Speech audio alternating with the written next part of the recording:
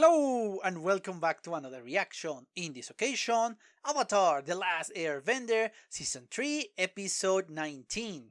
Yes, last time we got a very interesting episode in which obviously we start to dread what is going to happen with the Fire Lord. And I mean dread especially in the case of Aang, because the rest are very sure of what should happen. Aang should kill the Fire Lord. And they don't have a problem with that, and I understand their position. This man has just been destroying every single one of the other nations. Perhaps the one that suffered the least is tough because yeah, she was rich, her family was kind of safe, but yeah, sure, it's not that hard for her.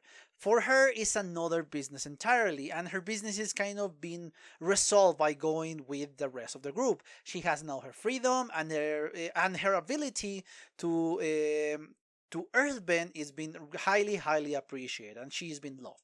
Of course, she still has problems, yeah, like anybody else, but I think the one who is suffering the least is her. But if we take the case of Katara and Sokka and obviously Zuko, all of them have suffered under the foot of the Fire Lord of Ozai. Close is Zuko in this case, which she was hurt in the eye and was banished and all that things that happened. And obviously he was just being love, or well, not even love. I think love is a way too strong word for whatever Ozai does, except with himself. He was liked by Ozai until he was just this empty shell. And obviously Katara and Sokka have been suffering because yeah, the war has been very bad against the water tribes because they don't want water benders to be alive, so that they attack the southern, I think they belong to the southern pole tribe. So that's why they have been suffering a lot. So yeah, for them it's understandable. But for the case of Aang, Aang is different. He was raised differently. He doesn't want to take away a life. He wants to find another solution. And I don't know which solution is that, because again, I have said it in the last 2 or 3 episodes. My brain cannot comprehend another solution for the defeat of the Fire Lord other than yeah, him being dead. Because again, Ozai is way too dangerous to be kept alive. So yeah, I don't know how this is going to be resolved, and I highly doubt they are just going to say, okay, Aang is going to kill him, not even accidentally, because that will again lose something for the show, and I don't think this show is going to do that.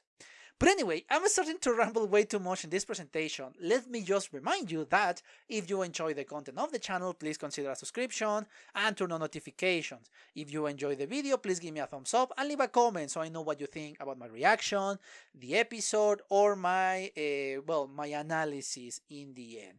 If you want to join me on Twitter, the link is in the description below, alongside with the link to my Patreon. Yes, so let's waste no more time and watch the episode, shall we?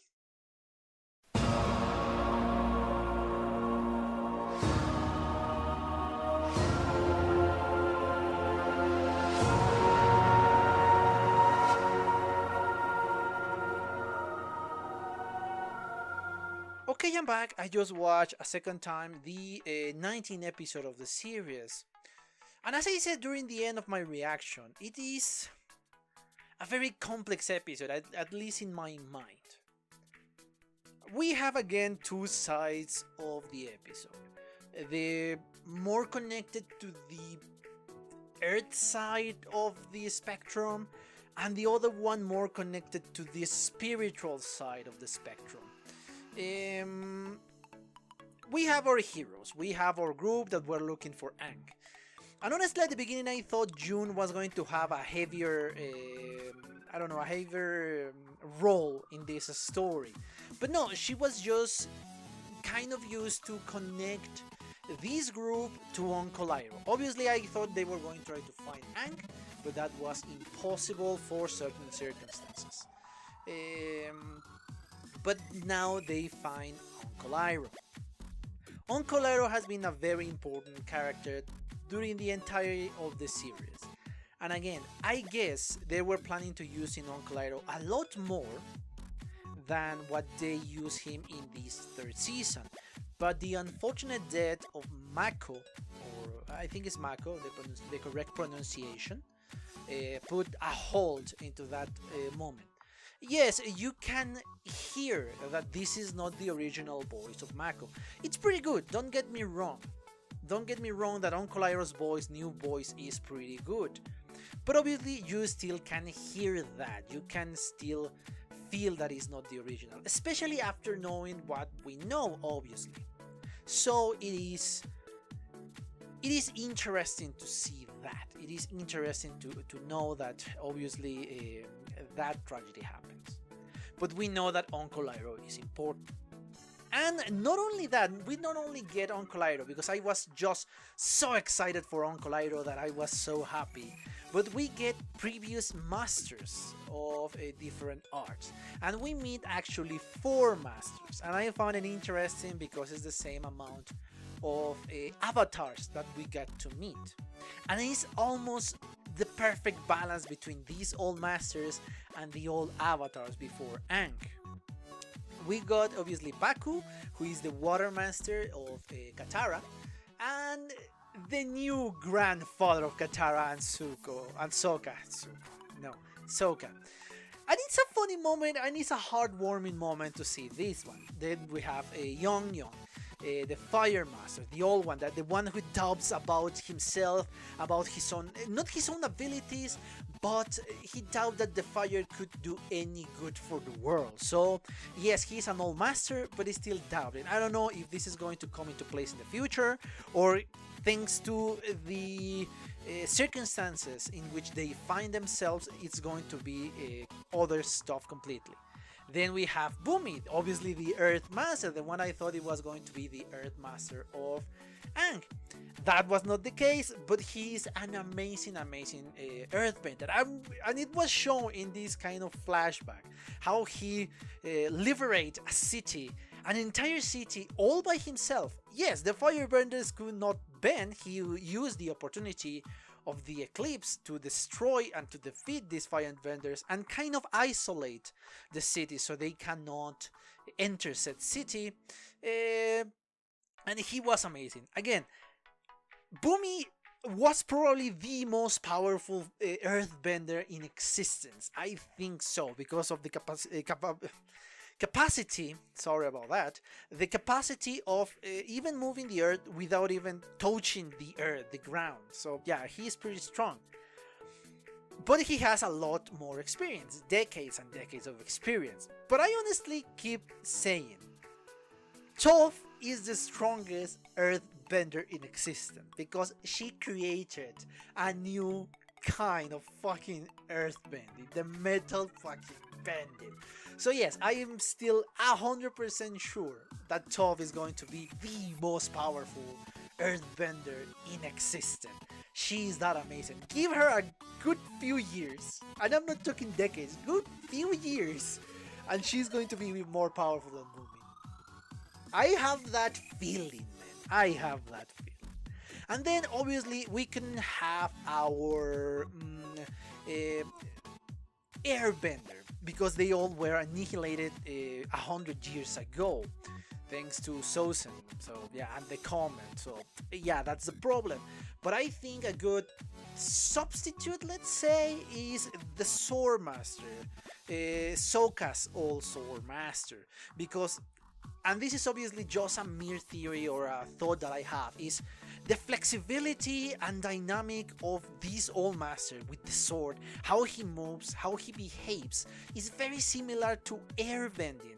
Perhaps I don't know much about airbending, perhaps I don't know, but I know it needs to be fluent, it needs to be strong, it needs to be something different, it needs to be dynamic. So I think that is a good connection between the airbenders and these old sword masters. So I think it's kind of like that. So we have our all 4 elements together for a certain degree, very pushing it very hard. They might be like kind of the representation of the 4 elements.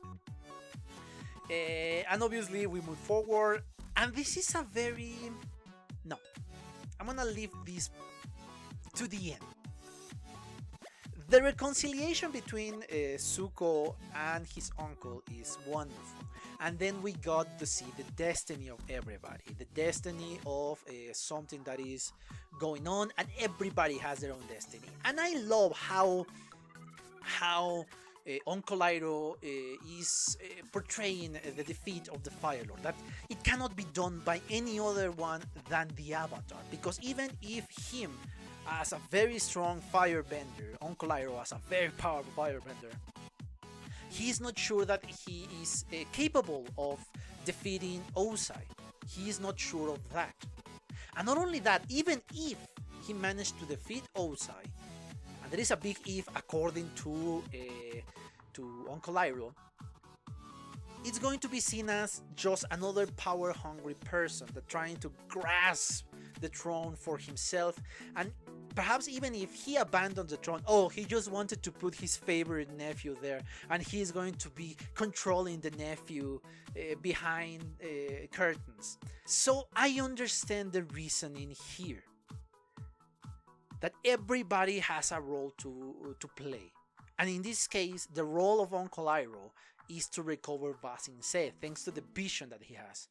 I think visions are not given to anybody and everybody. I think visions are given to important people, important roles within this world, within the world of Avatar, of course, I'm speaking about. So, yes, the role of Uncle Iroh is very, very, very important. And they are going to take back Ba Sing Se. They're going to defeat the army. And obviously, they need to divide their attention in several places. These all group are going to recover Ba Sing Se, the Order of the White Lotus. By the way, I was right. I knew something was going on, especially with all the thoughts, all the things that were said during the training, in the episode in which Sokka trained. I knew it. I fucking knew it, man. I am so happy because I predicted that a long time ago. A long time ago. Anyway, after that moment of happiness of myself, again, they are going to try to recover Ba Sing Se. But obviously they cannot do it alone, because yeah, this fleet will destroy them, because they will have the advantage of very far away, the far distance attack, and with the comet, obviously not everybody is going to be a firebender, not everybody is going to be positively affected by the comet. So yes, they need to be defeated, and they divide the group. One part of the group is going to attack the fleet personally. In this case, Toph, Suki, and Sokka.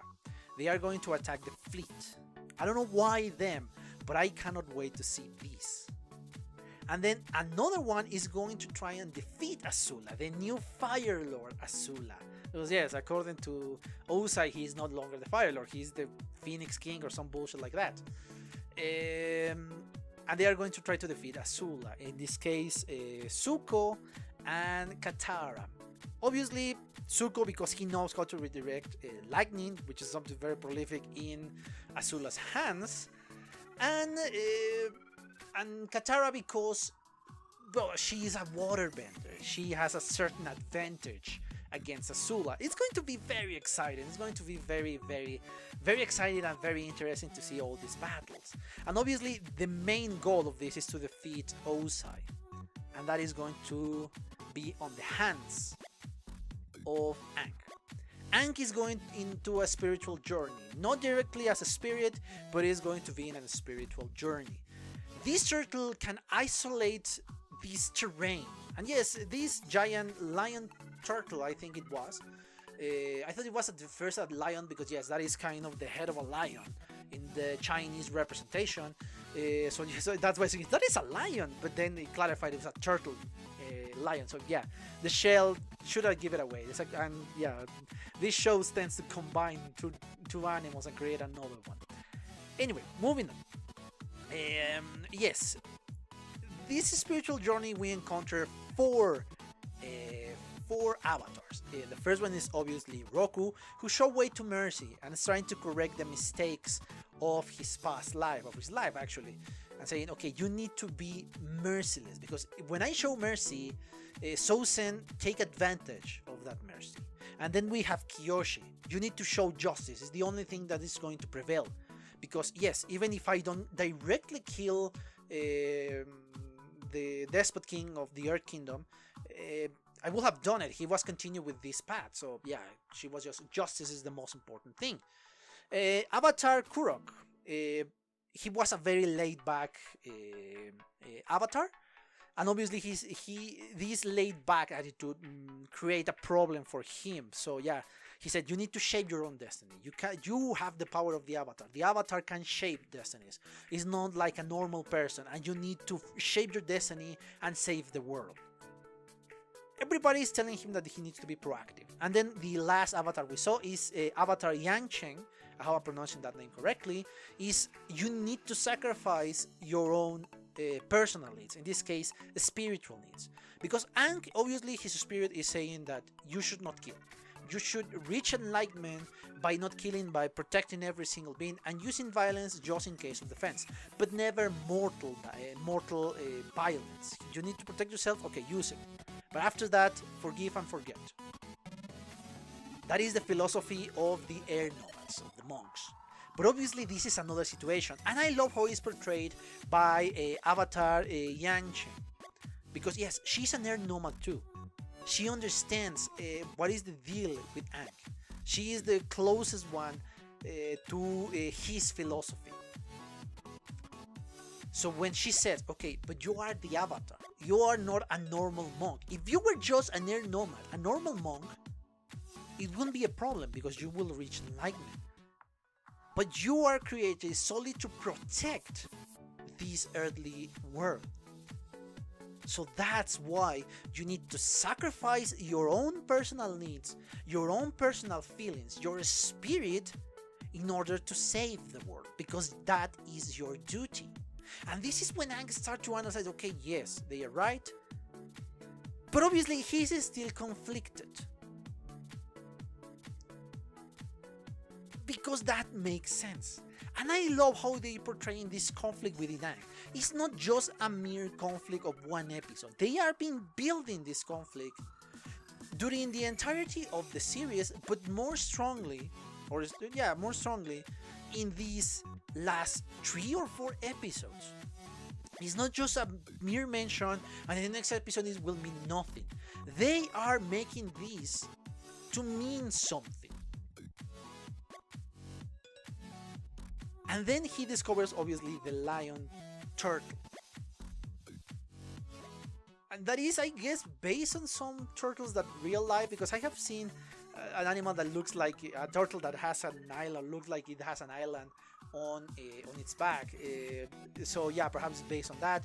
But actually, obviously, my guess is that is an animal that was near Asia, or at least near Chinese culture, because we have seen, or at least I have seen, pictures of a dragon or a lion or the turtle that holds the world. I think that is what I'm thinking, and that is what I'm thinking while seeing this episode. That's what I'm portraying. So I guess that's what is based on this Chinese mythology, that is this giant turtle. And this giant turtle did something to Aang, because I saw the 2 claws bright green and touching Aang, doing something to him.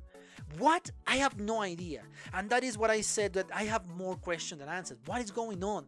What was that green light? What is going to happen in the next episode? Is Aang going to kill Usai, or is something else is going to happen? I don't know. I genuinely am struggling with my brain, trying to think ahead. And you know that is how I do it. I try to think ahead. So that's why I'm struggling right now. But it's fascinating, all the philosophy, all the build-up that we're getting in these episodes. Because yes, this is very, very close to the end. I think we are missing like 2 or 3 episodes more after this one. 2 episodes more if my the files that I have here are correct. If not, please let me know how many episodes are left. But yes, it's an interesting philosophy. It's an interesting point in this case. Now, If you have noticed, and I guess you have, I leave something by the end because I think this was a very important moment, and an important moment that was so weighted for me, and I guess for you when you watch this for the first time. The reunion between Zuko and Uncle Iroh. And my god, it was everything I wanted and more. I love how he is dubious, and I mean Zuko is dubious to enter into the tent. Because yes, he did something terrible to Uncle Iroh, and he feels bad for said thing that he did to Uncle Iroh. So he doesn't know if he is capable of facing the wrath of somebody that you love so much. But Katara said, okay, he will forgive you. And yes, he will forgive you. We know that. We know that before. But I love this inner conflict, even if it's short. I love this inner conflict in the mind of Zuko. And when he's patiently waiting for Uncle Iroh to wake, because yes, that is another aspect I like, that he's saying, okay, no, I need to be patient. I need to be patient because he deserves his sleep. So I love that little moment, that little detail there. And when he finally awakes, and he doesn't see him, and Zuko starts to break and ask for forgiveness in the most sincere way possible. My god, the script and the voice actor and the director and everybody coming together to create this wonderful scene that is heartbreaking and wonderful at the same time. And when Uncle Iroh just throw himself and hug him and say, I forgive you. And the voice actor is, oh my god, everything about that scene is simply wonderful. That's why I leave it to the end, because that is, in my opinion, the best point of the episode. It was just simply amazingly wonderful, and I love every single second of that scene. It's something that we needed to see, and we saw it, and it was just precious, man. Precious. I love that scene. But I think I exhausted the topic of this one. A wonderful, amazing episode, a lot of things to talk about, and I love it, and I cannot wait to the next one. But unfortunately, I have no more time. So the only thing I have to say is, well, let me just remind you before that to subscribe to my channel if you want to and if you enjoy it, and turn on notifications. If you enjoyed the video, please give me a thumbs up and leave a comment so I know what you think about the episode, about my reaction, and about my analysis in the end. If you want to follow me on Twitter, the link is in the description below, and the link to the Patreon is there. And yes, this is going to contain my full uncut reaction to this episode. So yes, I have nothing else to say now really. The only thing missing is thank you for your attention, and well, see you on the next one. Bye. Okay guys, I hope you enjoyed that video, and if you did, give it a like so the algorithm from YouTube will help me out. And check my other videos, share them, and also why not subscribe to my channel and join this community. And as always, I want to thank you for your attention, your likes, and even your dislikes, your comments, which is something I always look forward to read. And yeah, once more, thanks, and see you on the next one.